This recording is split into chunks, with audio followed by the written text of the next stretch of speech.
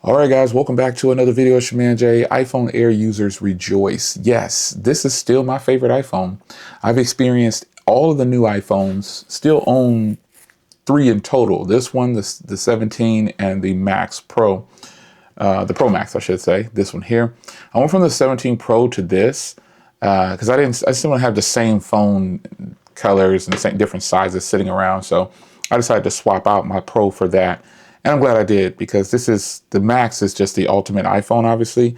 But personal preference, this phone is the one I like.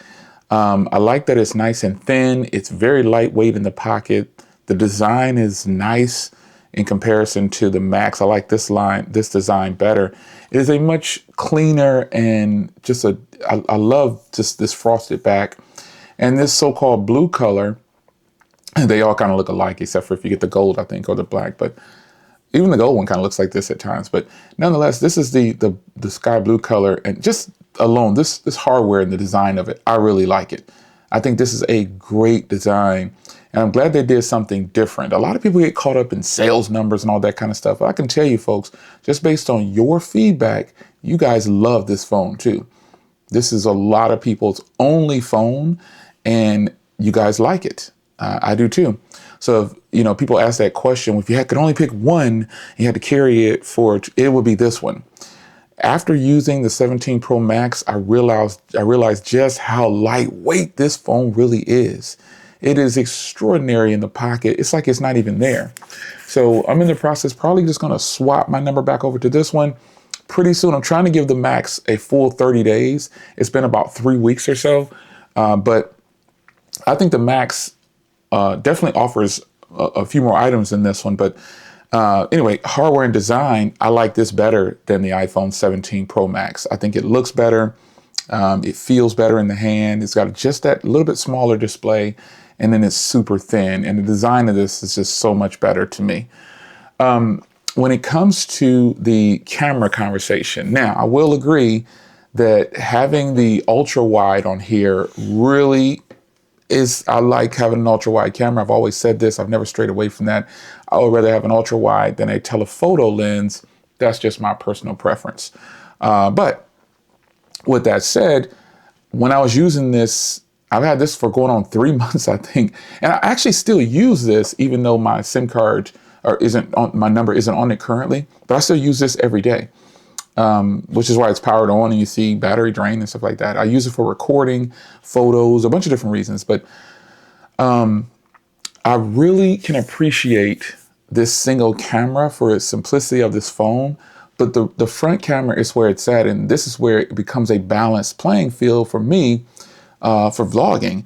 All the front cameras on the phones do the same thing. And so that's why this phone is a major win for someone out there who wants to vlog. If you want an ultra wide camera, you don't have it, you have the ability to pop up this front camera here and get a portrait shot.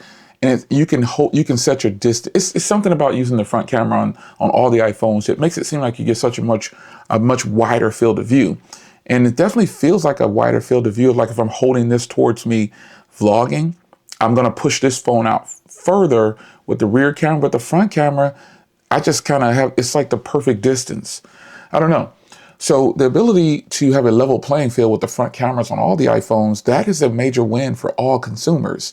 That's what makes this phone really appealing. The camera quality also is the same.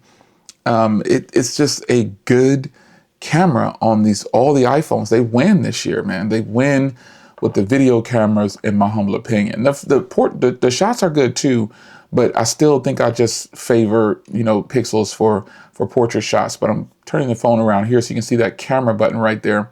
It has it as well. And it's a loaded iPhone, and people just feel some type of way about the price. That is where people start to feel some type of way. And I get it. The price, you feel like it's higher or whatever. I feel like the phone is just missing a ultra wide camera. Some people still talk about the single camera, the single speaker, the mono speaker. I don't even care about that. I mean, AirPods, and the speaker on this is actually not bad at all, man. It's actually pretty good considering. So Yeah, the camera's on here. It's a level playing field. The design is better to me than the other iPhones. And as far as performance go, well, I mean, you're getting the same performance. You're getting everything the other iPhones get. So that's neither here nor there. You're getting all that you need from it. So I'm going to say battery life can be a toss up depending on the user. For me, I can go a day, day and a half on this phone, but the Pro Max, I can for sure go 2 days or possibly even more. But the fact that this has a smaller battery doesn't take away from the performance of the phone when it comes to battery. This battery life is really good. I mean, it's been proven time and time again. Some people say, well, they need to adapt the silicon battery technology. They said that about the Samsung S25 Edge too.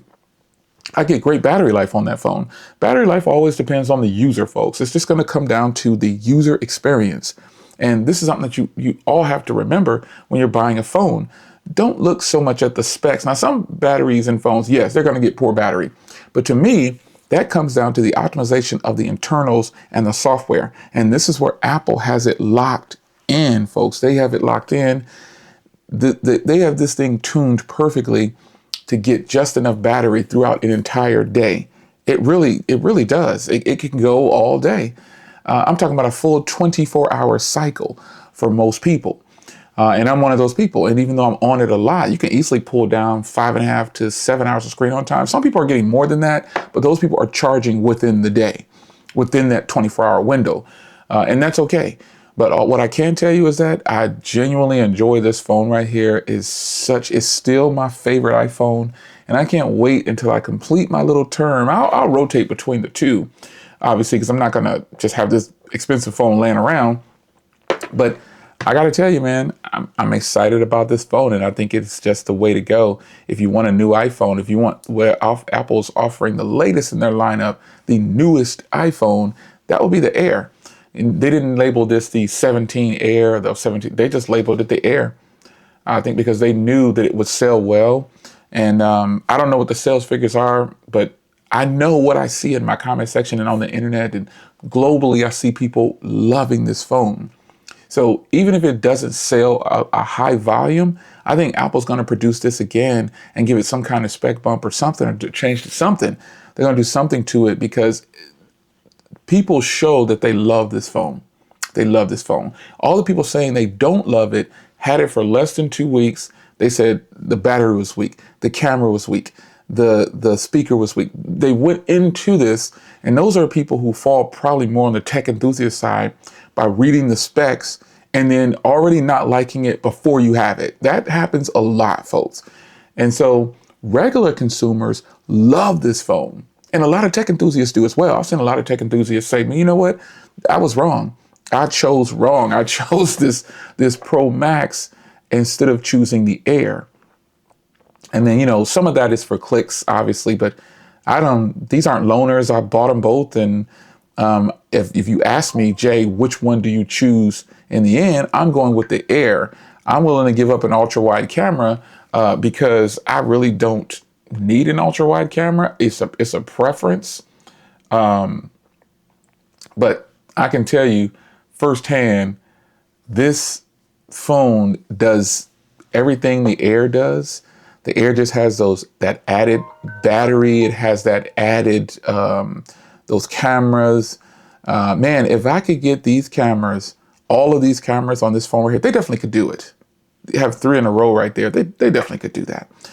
That would really take away, like if they made the new versions of the Max Pros and the Pro models in this design, it's all in. It's all in, folks. It's all in. It's all in. I would definitely go to, it's just the design element and what the Air is offering that's new. It's really nice and really sleek and really sexy. And I think this is the way to go going forward for Apple. Some people are concerned about Apple not making a folding phone yet. I just want it done right when they do it. It's your man Jay. Hope you guys enjoyed the iPhone Air. Don't you love this phone? I'll see you in the next video. Take care.